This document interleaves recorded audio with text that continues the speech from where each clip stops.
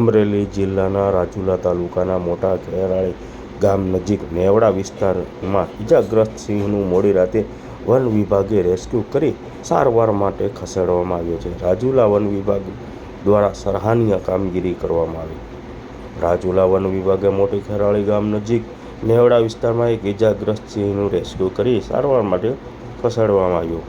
દેશની શાન અને સમાય એશિયાનેટિક સિંહ એકમાત્ર ગુજરાતમાં જોવા મળી રહ્યા છે, ત્યારે સિંહો માટે વન વિભાગ હંમેશા ખડે પગે તો આવ્યું છે.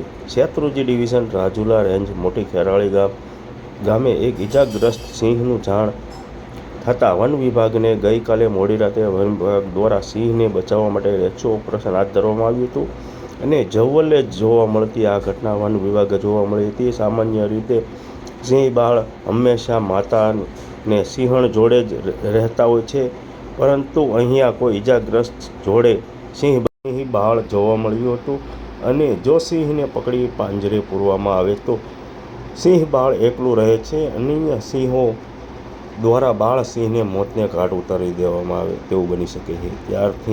ત્યારે 2 થી 3 વર્ષના નર સિંહને પાંજરે પૂરવામાં આવ્યો હતો અને સિંહ પાછળના જમણા પગે ઇજાગ્રસ્ત થયો હતો.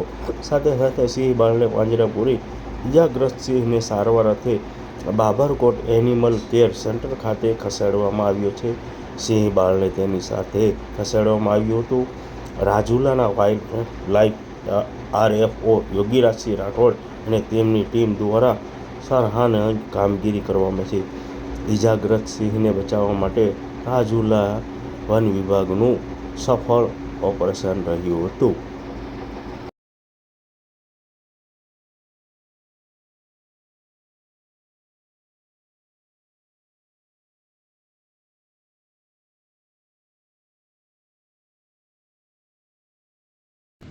હું યુવરાજસિંહ મુળુભા રાઠોડ, RFO વન્યજીવ રેન્જ રાજુલા, અત્રેની રેન્જના બાબરાદાર રાઉન્ડના મોટી ખેરાળી બીટના મોટી ખેરાળી ગામના નેવડા વિસ્તારમાં 2-3 દિવસથી એક 2 વર્ષના નરને પાછલા જમણા પગે લંગડું ચાલતું હોવાથી ઓબ્ઝર્વેશનમાં રાખવામાં આવેલ હતું, જેને મહેરબાન નાયબ સંરક્ષક શેત્રુંજીના સાહેબશ્રીના માર્ગદર્શન અનુસાર વેટનરી ઓફિસર સાહેબશ્રીની હાજરીમાં તેમજ રાઉન્ડના તથા રેન્જના સ્ટાફ રૂબરૂમાં ઓબ્ઝર્વેશન કરી અને રેસ્ક્યુ કરી ગઈકાલની તારીખે 11/4/2024ના રોજ નેવડા વિસ્તાર મોટી ખેરાડીથી રેસ્ક્યુ કરવામાં આવેલ હતું.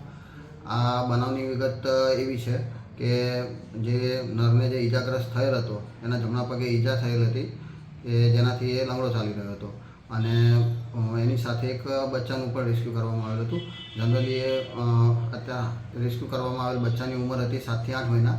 જનરલી એવું બનતું હોય છે કે બચ્ચાને ઉછેર કરવાની જવાબદારી મોટાભાગે પ્રાણીઓમાં માદાની રહેતી હોય છે, પરંતુ આ કેસમાં એવું હતું કે બચ્ચું નર સાથે સરવાઈ થઈ રહ્યું હતું, પરંતુ આ જે ઇજાગ્રસ્ત હતું એને જો વહેલી તકે સારવાર મળી રહે તે હેતુથી આપણે એને રેસ્ક્યુ કરી સારવાર માટે મોકલવામાં આવેલ છે.